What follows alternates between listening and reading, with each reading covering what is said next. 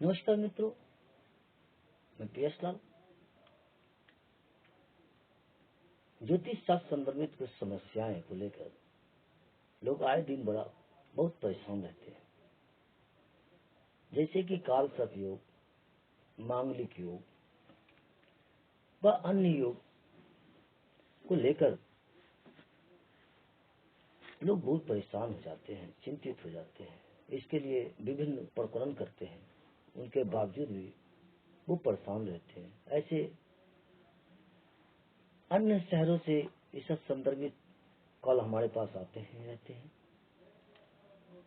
तो इसी कड़ी में हमारी जो जानकारी है वो आपके समक्ष रखना चाह रहा हूँ। मित्रों, ज्योतिष शास्त्र है क्या? ज्योतिष शास्त्र एक विधा है, अनादिकाल का विधा है,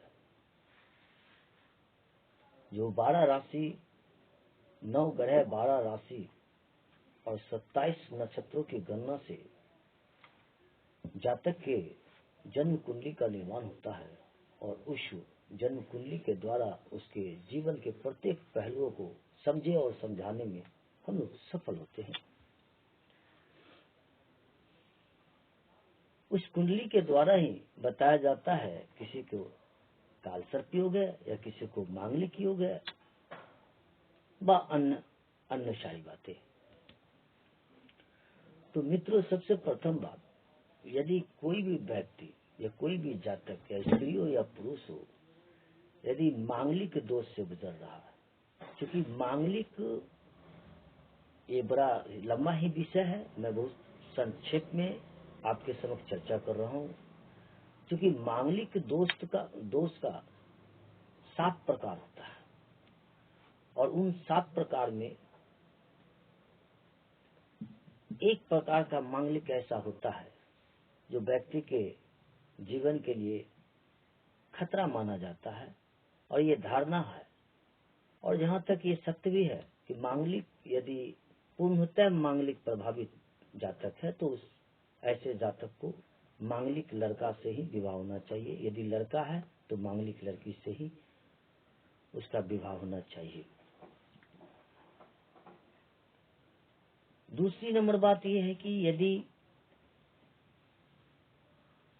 उससे कम प्रभाव का मांगलिक का आंशिक योग है तो चिंता करने की जरूरत नहीं है। क्योंकि और दूसरी महत्वपूर्ण बात कि जो संपूर्ण मांगलिक योग से बिलोंग कर रहा है तो ऐसे व्यक्ति के जीवन में 28 साल तक विवाह में बहुत ही समस्या उत्पन्न होता है। अर्थात 28 वर्षों के बाद इसका विवाह का रास्ता आसान होता है।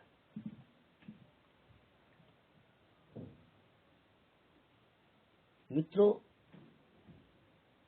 मंगल का जीवन में बहुत बड़ा महत्व है। मंगल सेनापति है, मंगल पराक्रम है, मंगल शरीर में ब्लड का कारक है।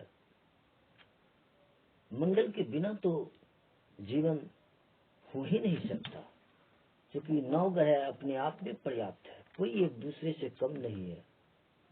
मनुष्य जीवन में 9 ग्रह का अपना अपना ही महत्व है। तो ये ज्योतिष उस व्यक्ति के जीवन में समस्या दिखाने का काम करते हैं और ज्योतिष शास्त्र द्वारा उस समस्या के अनेक उपाय भी हैं जिसे लोग करते हैं और लाभ उठाते हैं। सबसे पहला उपाय तो धैर्य है, ईश्वर पर आस्था, धैर्य और एक समय के बाद सने सफलता को प्राप्त करते हैं। अर्थात यूं समझे कि जीवन और मौत, अर्थात जिस भी व्यक्ति का जन्म हुआ है तो मृत्यु तो है ही, मृत्यु तो तय है। मृत्यु को कोई रोक नहीं सकता, यह अखंड सत्य है। तो जीवन और मौत के बीच का जो सफर है उसे ही संघर्ष कहते हैं। और इस संघर्ष में कोई लड़के विजय को प्राप्त करते हैं और कोई संघर्ष की वजह से खुद को फांसी लगाने के लिए तैयार हो जाते हैं। यही कायरता है, यही नहीं करना है, जीवन से लड़ना है। और ज्योतिष उसे जीवन में चलने के लिए दशा और दिशा बतलाते हैं। जिस प्रकार एक डॉक्टर, क्योंकि जब मरीज बीमार होता है तो अपने नजदीक के अस्पताल जाते हैं, डॉक्टर के पास जाते हैं, डॉक्टर उनका इलाज करता है और वो बीमारी से ठीक होते हैं। तो रोग का इलाज है पर भोग का इलाज नहीं होता है। भोग इंसान को भोगना ही पड़ता है। इस समस्या का पहला रेमेडीज है भोग को भोग लेना। बावजूद अन्य ऐसी समस्याएं, अनेकों ऐसी समस्या है जिस समस्याओं का समाधान ज्योतिषीय रेमेडीज द्वारा, पूजा पाठ, मंत्र व अन्य विधियों द्वारा व्यक्ति के जीवन को राहत तो अवश्य मिलता है। इसलिए जीवन में कैसी भी समस्या हो, गंभीर से गंभीर समस्या हो,